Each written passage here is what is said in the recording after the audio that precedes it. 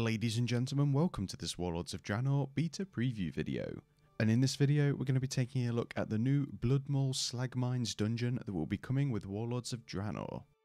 Now, this is probably one of the first dungeons you're going to come across, as it is leveled for levels 90 to level 93, and this video is going to be taking a look at the normal mode version of it.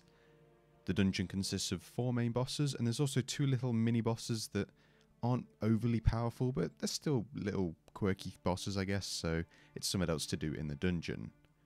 Now, this dungeon's pretty good. It's a really good introduction. It's not stupidly difficult, but we do need to keep in mind that our gear has been scaled to item level 500, so when it comes to actually doing the dungeons on live, things might start to deal a little less damage and you might be able to kill things a lot faster because your item levels are going to be substantially higher. So in this video, we are just going to take a look at the 4 bosses. For the time being, you can just see us killing trash in the background, and the trash is all pretty much the same. It's just all of these ogres, and they're all out to pretty much slap your head in. They do jump around a bit, and the trash does hit really hard on the tanks, so you do need to make sure that you are using crowd controls when appropriate, and even just, you know, not running straight in and pulling everything. Just make sure you're pulling in moderation, maybe 2 or 3 ogres at a time. Now, the first boss you're going to come across in this dungeon, and I apologise for mispronouncing names in advance, is called Magma Lettuce, and this is a 2-stage boss fight. However, in the first phase, you'll be fighting an ogre instead, who goes by the name of Gogd. Now, when you start fighting Gogd, he will begin to spawn 2 elementals that will aid him during the first phase of this fight, called the Ruination, Servant of the Earth, and Calamity, Servant of the Flame. And then once he's summoned these 2 elementals, he'll begin to cast an ability called Magma Barrage, which will inflict 4000 fire damage every 2 seconds to people that are standing in lava pools. Now, these 2 elementals that he summons have also got their own set of abilities. The Servant of the Earth has got an ability called Shatter Earth, which causes earthen shards to strike the ground and inflict 3000 nature damage to anyone that's within 5 yards of the impact point. Now, if you think to the Iron Juggernaut encounter and the Borer Drill, that's a bit like how this ability works. However, the spikes that radiate out from it don't fixate on players, they just go out in random directions.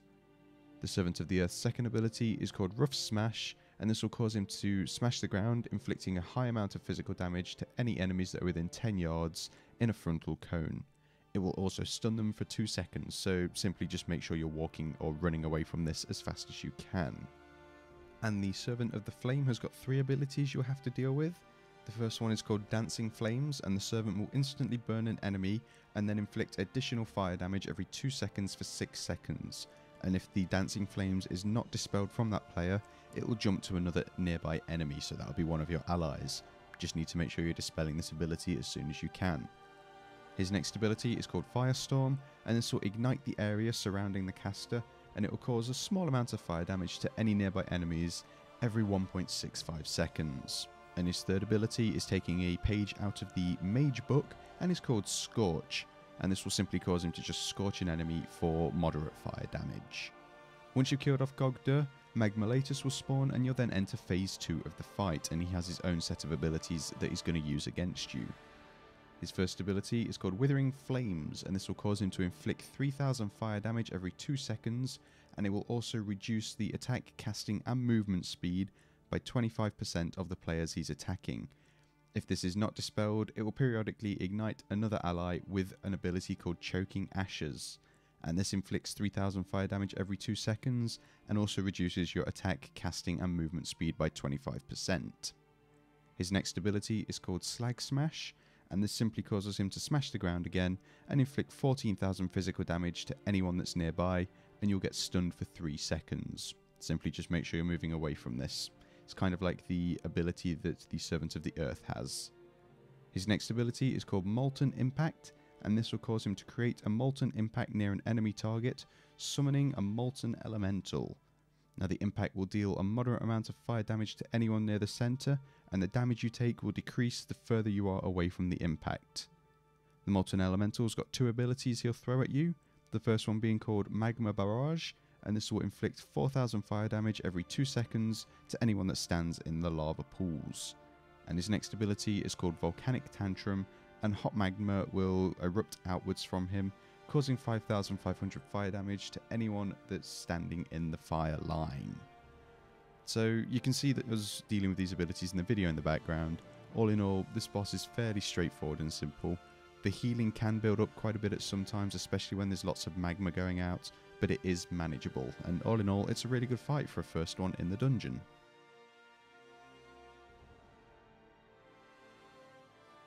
The second boss in this dungeon goes by the name of Slave Watcher Crushtoe, and he's not very happy that you're raining on his parade and freeing all of the slaves that he's actually gathered up to work in the slag mines, so he's going to have something to say about you when you go and try and kill him. This is just a one-phase fight, and again, it's a rather fun fight. The actual miners that you are setting free will come to aid you at certain points during the fight, but we'll speak about that in a moment. Now, Slave Watcher Crushtoe's first ability is called Earth Crush, and this is a fairly simple ability to dodge, as it seems like it has a very long cast time on it, but if you do happen to get hit by it, it'll deal 75% of normal melee damage to anyone that does get hit by it, and it will also stun you for 2 seconds. You've probably seen this video, not to point fingers or anything, but the priest does seem to get hit by it quite a bit. His next ability is called Ferocious Yell, and this will cause him to increase the damage dealt by himself by 10% for 20 seconds. Now this will also weaken the will of nearby miners. His next ability is called Wild Slam, and this will cause him to smash the ground, inflicting a moderate amount of physical damage to everyone in the raid or party group, and it will also knock you back a little bit. And then he'll follow up this ability with something called Crushing Leap, which will cause him to leap to his enemies, smashing them into the ground, and also any captured miners that are, praising him will be ordered to attack the crushed targets. This leads on to his next ability called Raise the Miners, which calls nearby miners in order to assist in the battle. However, some of the miners which have been captured are, forced to fight for their slave master. However, some of them will turn to your side upon noticing your faction, and they're like, wow, you're freeing us, we're going to help you, so isn't that nice of them? The miners have got one ability of their own, and it's called Traumatic Strike, and this will cause them to pummel the target, inflicting 100% weapon damage, and causing you to take 5% additional damage for 6 seconds. This will also apply a bleed to the target, which will inflict 1000 physical damage every 2 seconds. So again, this fight's relatively straightforward. You just need to make sure you aren't getting hit by the Earth Crush, and that your healer is keeping up with the heals, especially when the Wild Slam goes off. Only then, calls the miners in order to attack the people that get hit by the Crushing Leap. It's just a matter of keeping people topped up, but other than that, it's an overall enjoyable fight.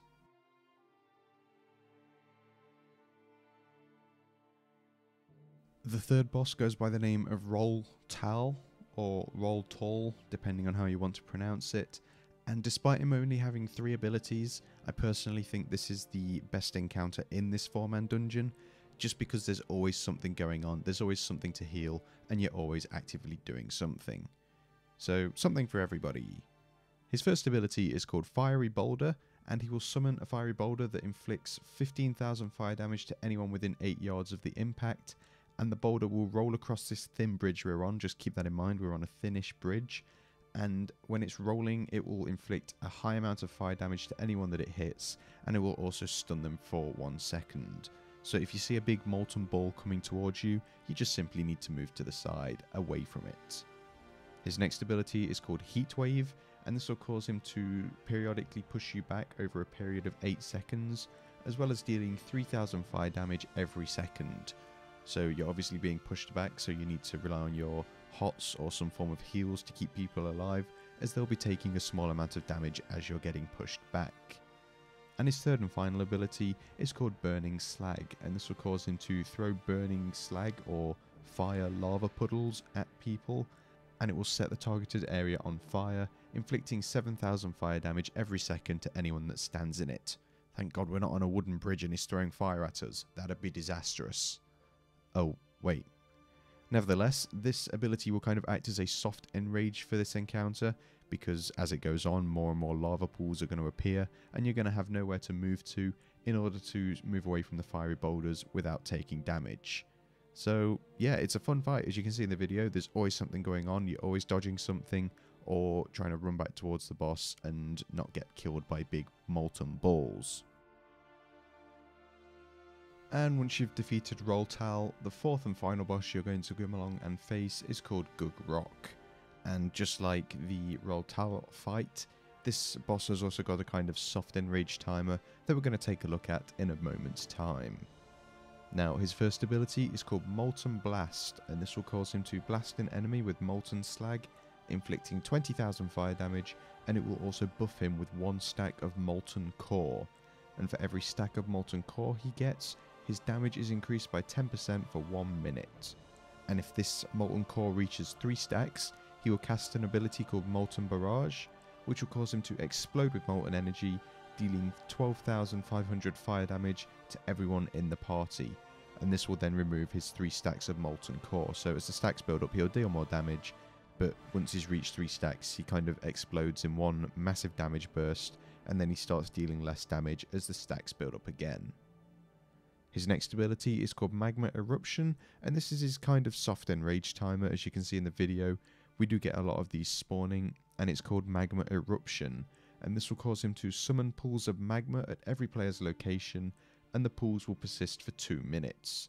Now each pool will inflict 10,000 fire damage every second to anyone that's actually standing in it. Now they do expire after 2 minutes, but as you can see we're getting quite a lot of them and have to move around quite a bit. So they are a bit of a pain, but if the fight is longer than 2 minutes they are going to start despawning, so do keep that in mind. And his third and final ability is called Summon Unstable Slag, which is a NPC that he will summon, and the Unstable Slag will fixate on one of the kilns that are around the room, and he will cast an ability called Unleashed Flames. Now this will cause him to siphon flames from a kiln, unleashing in a torrent of fire every 2 seconds, and every torrent will inflict a moderate amount of fire damage to 2 random players in the raid. Now when he has spawned and fixated on a kiln, he will start to move towards that kiln, and once he reaches it, he will cast an ability called Empowered Flames, which will cause them to become empowered, inflicting 9,000 fire damage to everyone in the raid every 3 seconds. So obviously you need to kill this molten elemental before it reaches the kiln, and inevitably causes your healers a nightmare. So again, this fight is pretty decent, and it's all in all an enjoyable dungeon. So that's going to do it for this Warlords of Draenor Beta preview video. If you are interested in future preview videos, please do feel free to subscribe to the channel, or if you'd like to keep up with all of the latest Warlords of Draenor news, head on over to flaskup.com.